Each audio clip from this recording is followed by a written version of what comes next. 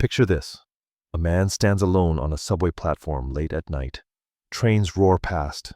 People rush by with empty eyes, thumbs flicking endlessly across glowing screens. Groups chatter loudly about nothing. Couples force smiles for photos they won't remember. Strangers cling to noise and motion like a life raft, anything to avoid hearing their own thoughts. But this man, he's still, calm, absorbed in the quiet storm inside his mind. He isn't scrolling. He isn't performing. He isn't pretending.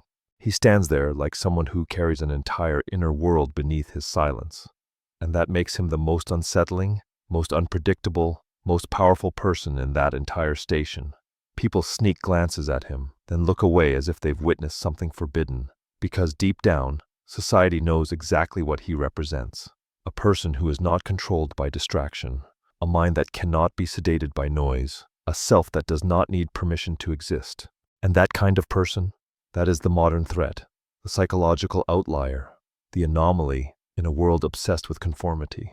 In this video, we're going to explore why society fears the self-possessed, why solitude has become a superpower, and what makes someone who is comfortable in silence so psychologically untouchable. By the end, you'll understand the hidden mechanics behind, why being alone makes some people powerful, why independence is mistaken for danger, and how to build a mind that cannot be manipulated. If you've ever felt different, detached, deeper than the world around you, welcome to Psycrypt. This is where we decode the shadows of the human mind. There's a truth most people never confront. The human mind was never built to survive constant noise, yet noise is exactly what we're drowning in. Digital chatter, social expectations, opinions, trends, alerts, ads, and 1,000 invisible pressures, all demanding our attention. And because everyone is overwhelmed, we've normalized a world where distraction feels safer than depth. But a few people, very few, step outside this hypnosis. These are the individuals who learn to sit with their minds instead of running from them. And that changes the entire internal architecture of who they are. Their solitude isn't an escape, it's a construction site, a place where they build themselves brick by brick, thought by thought. Let's break down what actually forms the foundation of a truly self-sufficient mind. The first thing is that they reject mental dependency. Most people depend on the outside world to regulate their inner world. They need noise to avoid thinking. They need company to avoid feeling. They need distraction to avoid noticing the truth. The self-sufficient individual does the opposite. They face themselves. And because they face themselves, they no longer fear themselves. That alone separates them from most of society. Number 2, they live without psychological permission. From childhood, we're conditioned to wait for approval from parents, teachers, peers, bosses, followers, strangers. Over time, this becomes a reflex. You don't act, speak, dress, think, or decide without imagining someone watching. But the person with a self-possessed mind, they don't imagine an audience. They don't need applause, and they don't fear the absence of it. Their thinking becomes self-generated, not borrowed. Their confidence becomes internal, not public. Their direction becomes chosen, not assigned. This level of independence is rare and unsettling. When someone holds their own mental reins, they can't be steered by shame, status, or fear of being judged. They are outside the emotional economy society runs on. Number 3, they develop a silent authority. Something fascinating happens when a person learns to rely entirely on their own internal stability. They begin to carry a presence, not loud, not boastful, not intimidating in the traditional sense, but still, unmistakably, authoritative. People sense it instinctively, the calm, unshakable energy of someone who isn't performing for anyone, someone whose identity does not depend on external reinforcement, someone who is not negotiating with the world for their worth. While others need to be seen, validated, appraised, this person exists without needing to be witnessed at all, and that makes them unpredictable, and unpredictability makes them powerful. Finally, they rewire their relationship with solitude. Most people experience solitude as emptiness. Self-sufficient people experience it as clarity. They use solitude to audit their beliefs, confront internal contradictions, process their fears, refine their values, strengthen their emotional immune system. They don't drown discomfort. They dissect it. They don't numb their feelings. They negotiate with them. This is the psychological forge where a dangerous mind is created. Not dangerous to others, dangerous to systems built on conformity and dependence. The architecture of a self-sufficient mind isn't built overnight. It's built through deliberate, disciplined, private work, the kind no one else sees.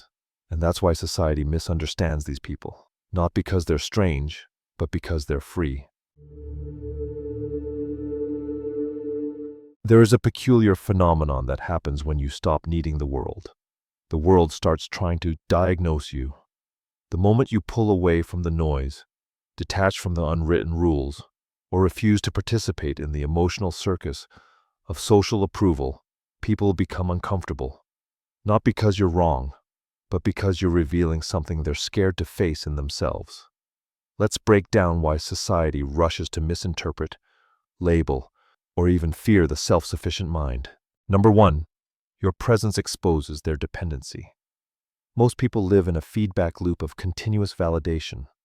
Their identity is built like an unstable tower of borrowed beliefs, ready to collapse if someone pulls away their compliments, attention, or agreement. When you step out of that loop, your independence becomes a mirror. Without saying a word, without judging anyone, without making a single declaration, you reflect back their need for approval, their discomfort with silence, their inability to be alone, their fear of introspection. Your existence becomes an unintentional confrontation. People don't dislike you. They dislike what you awaken in them. Number 2, society relies on predictable minds. A predictable person is easy to market to, persuade, categorize, manipulate, and control. They chase trends, follow the crowd, and orient themselves around social cues. The self-sufficient mind breaks this system. You become unpredictable because you don't absorb mainstream beliefs automatically. You don't react emotionally on command. You don't fear standing apart. You don't crumble under silence or shame. And unpredictable people, they can't be sold to. They can't be pressured. They can't be steered by manufactured fear. This is why independent thinkers have always been framed as rebels, outsiders, loners, or threats. Not because they are harmful, but because they operate outside the psychological mechanisms that keep society running smoothly. Number 3, your solitude challenges the social illusion. Here's a truth few are willing to admit. Most relationships today are formed out of loneliness, not connection, out of fear, not love, out of dependence, not depth. When you demonstrate that solitude isn't painful but powerful, people don't know what to do with that information. It contradicts the story they've been told since birth. You must belong to a group to be whole, but you stand there as living proof that wholeness is self-generated, not socially constructed. This is why independent individuals are often mislabeled as antisocial, cold, distant, arrogant, emotionally unavailable. These labels are not based on reality. They are based on projection. It is easier to call someone antisocial than to admit, I don't know how to be alone the way they do. Number 4, you break the emotional economy. Society functions like a marketplace of emotions. Give attention to receive attention. Give approval to receive approval. Perform to belong. Agree to be accepted. The self-sufficient mind does not participate in that economy. You do not seek what others seek. You do not fear what others fear. You do not play the game that others are trapped in. And when you refuse to play a game, the players feel threatened, because it exposes that the game was optional all along. A person who belongs to themselves does not fit neatly into any category society creates. And because people can't categorize you, they try to contain you with labels. But the truth is simple. You're not strange. You're sovereign. You're not cold. You're complete. You're not antisocial. You're ungoverned. And nothing is more unsettling than a human being who cannot be controlled. By now you understand that society doesn't fear solitude. It fears the person who becomes powerful within it. But here's the part that most people misunderstand. This kind of strength doesn't happen naturally. It is not something you're born with. It is engineered. Every self-possessed, emotionally sovereign, intellectually untouchable person you've ever met built themselves through private, deliberate, psychological practice. What looks like mysterious confidence or inner calm from the outside is actually the result of invisible habits, difficult inner confrontations, and years of disciplined solitude. Let's break down how a mind becomes truly untouchable. The first thing is, they master the inner dialogue. Most people have a mind that sounds like a crowded room. Spirals of fear, insecurity, self-doubt, imagined conversations, and rehearsed anxieties. Their inner voice attacks them more than any external critic ever could. The untouchable mind rewrites this dynamic. Instead of running from their internal dialogue, they negotiate with it. They question it. They dissect it until it becomes a tool instead of a tormentor. They ask themselves, why am I feeling this? What am I afraid will happen? Is this thought even mine? Who taught me to think this way? This constant interrogation creates clarity. Clarity creates power, and power creates independence. Secondly, they practice controlled isolation. This isn't the toxic, avoidant isolation people fear. This is strategic solitude, a psychological workout. They intentionally carve out time where no noise, no screens, no social input, no emotional negotiation with others, just them and the architecture of their inner world. During these moments, they observe their impulses, discomforts, and mental patterns with the same objectivity a scientist would use in a lab. They see what drives them, what scares them, what manipulates them, what strengthens them. Most people avoid this kind of self-confrontation because they think solitude is empty. What they fail to understand is solitude isn't empty, it's revealing. Number 3, they build emotional immunity. A person who cannot regulate their emotions will always depend on others for comfort, validation, reassurance, or distraction. This creates vulnerability, and vulnerability creates manipulability. The untouchable mind works the opposite way. They build emotional immunity by sitting with uncomfortable feelings until they lose power, questioning emotional triggers rather than obeying them, learning to calm themselves without external input, relying on reason when emotions flare, refusing to be controlled by guilt, shame, or fear. This doesn't make them emotionless. It makes them emotionally self-contained, and that is one of the rarest psychological skills on earth. Then, they create their own value system. Most people inherit their values from their parents, their culture, their peers, their political group, their social environment. They rarely question them, but the untouchable mind constructs a value system from scratch, based on experience, reason, introspection, and personal truth. This makes them immune to moral manipulation. They are not guided by the tribe. They are guided by conscience, clarity, and choice. A person like this isn't just independent, they are sovereign. Finally, they become selectively invisible. The untouchable individual develops a trait most people don't even recognize. They withdraw strategically, not out of fear, not out of insecurity, but because solitude is where they regenerate, sharpen their perception, confirm their values, and reinforce their internal stability. Selective invisibility protects their mind from pollution and their energy from unnecessary noise. This is why they appear calm, unshaken, grounded, and almost otherworldly.